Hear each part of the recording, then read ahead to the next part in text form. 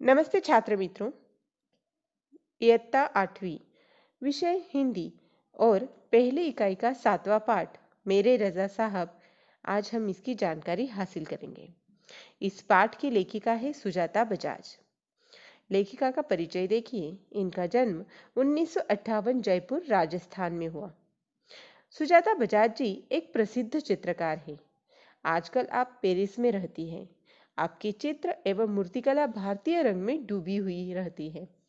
आपके चित्रों एवं मूर्तियों पर प्राचीन संस्कृति एवं कला की छाप दिखाई पड़ती है। आपने अपनी कला में ऐसी दुनिया का सृजन किया है जिसमें सादगी भी है और रंगीनी भी, खुशी भी है और गम भी। इनकी प्रमुख कृतियां हैं। सुजाता जी द्वारा बनाए गए गणेश जी के चित्रों पर आधारित एक पुस्तक प्रकाशित है।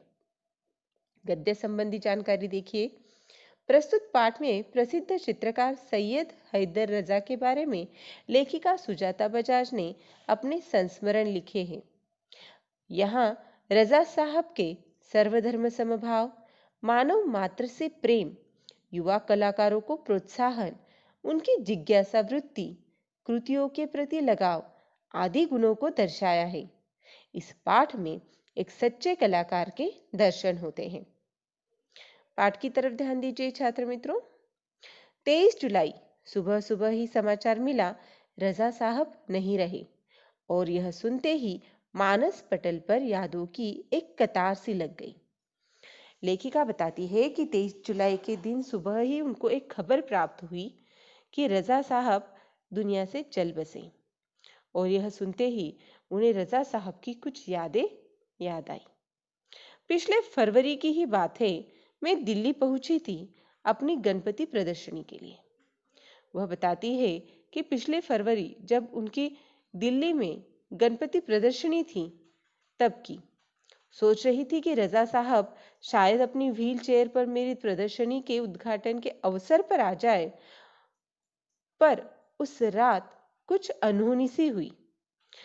उनको उम्मीद थी ऐसी कि रजा साहब शायद भले ही व्हील चेयर पर उनकी प्रदर्शनी पर अचानक से आ जाए, और वहां पर जैसे कोई एक अनहोनी सी हुई, ऐसी घटना जो कि वह कल्पना भी नहीं कर सकती थी। उस रात रजा साहब सपने में आए, मुझे उठाया, हमने बातें की। शो के लिए मुझे उन्होंने शुभकामना दी और कहने लगे, सुजाता एक बार मुझसे मिलने आ जाओ।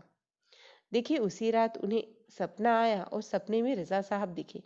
उन्होंने बातें की, उनके शो के लिए, उनकी प्रदर्शनी के लिए उनको शुभकामनाएं दी और यह कहा था कि एक बार उनसे मिलने के लिए आ जाए। अब मैं जाने वाला हूँ, इसके बाद तो रुकना मुश्किल था। सपने में जब वह कहते हैं कि अब मैं जाने वाला हूँ, मुझसे एक बार मिलने के लिए आ जाओ, तो जैसे कि लेखिका को खुद को रोकना मुश्किल था। मैं पहुंच गई उनसे मिलने। वे अस्पताल में शून्य की तरह लेटे हुए थे। मैंने उनके हाथों को छुआ। शून्य की तरह लेटे हुए थे, यानी कि उनमें कोई हलचल दिखाई नहीं दे रही थी, सिर्फ सांस चल रही थी। अलविदा कहकर लौट आई। उनको देखा, उनके हाथों को छुआ, वह सिर्फ उनकी सांसें चल रही थी यह देखा, और फिर अलविदा कहकर, यानी कि जाने का कहकर वह लौट आई। रजा साहब अपने धर्म के साथ साथ उतने ही हिंदू और ईसाई भी थे।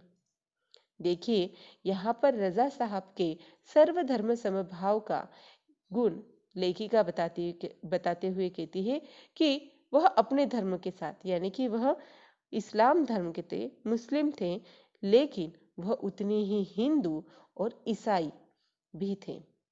उनके स्टूडियो में गणपति की मूर्ति, क्रॉस, बाइबल, गीता, कुरान, उनकी माँ का एक फोटो, गांधी जी की आत्मकथा व भारत से लाई हुई मोगरे की कुछ सूखी मालाएं सब एक साथ रखा रहता था।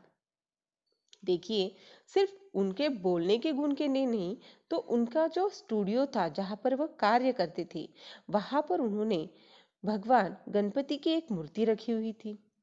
क्रॉस, जो कि ईसाई धर्म का प्रतीक है, वह भी रखा हुआ था। ईसाई धर्म का पवित्र पवित्र ग्रंथ बाइबल थे। हिंदू धर्म का पवित्र ग्रंथ गीता थी। और इस्लाम धर्म का पवित्र ग्रंथ कुरान भी वहां पर रखा हुआ था।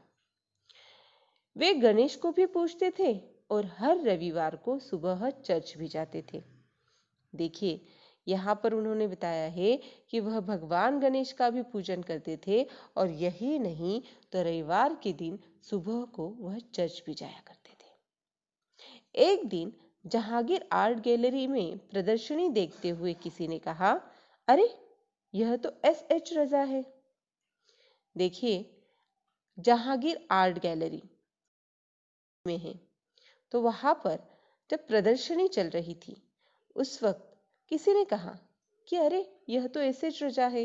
यानी कि वहां पर सैयद हैदर रजा जी आए और उनको किसी ने नोटिस किया, देखा और बोले।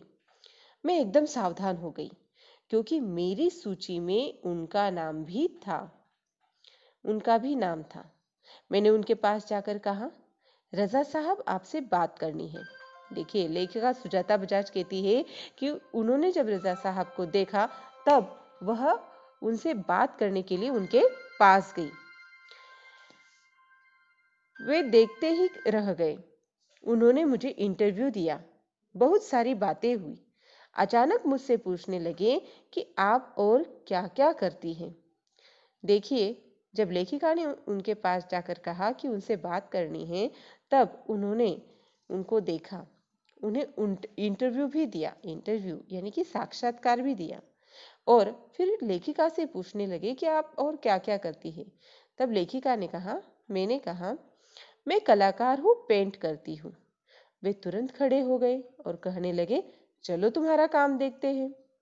जैसे ही लेखिका ने कहा कि वह एक आर्टिस्ट है, चित्रकार है, पेंट भी करती हैं, तब एस.एच. रजा साहब तुरंत खड़े हो गए और कहा कि चलो तुम्हारा काम देखते हैं। मैं सोच में पड़ गई, मेरा काम तो पुणे में है। लेखिका ने बता तो दिया कि वह आर्टिस्ट है, कलाकार है, लेकिन जब एस.एच. रजा साहब ने उनका काम देखने की इच्छा जाहिर की, तब वह सोच में पड़ गई क्योंकि वह उस वक्त तो, लेकिन उनका सारा किया हुआ काम कहाँ पर रखा हुआ था? पुणे में।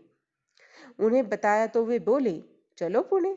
देखिए रजा साहब कैसे थे, इतनी दूर जाने के लिए भी वह तुरंत रजामंद हो गए। ताज होटल के सामने से हमने टैक्सी ली और सीधे पुणे पहुंचे। उन्होंने मेरा काम देखा और फिर कहा, आपको पेरिस आना है, आपका भविष्य बहुत उज्जवल है।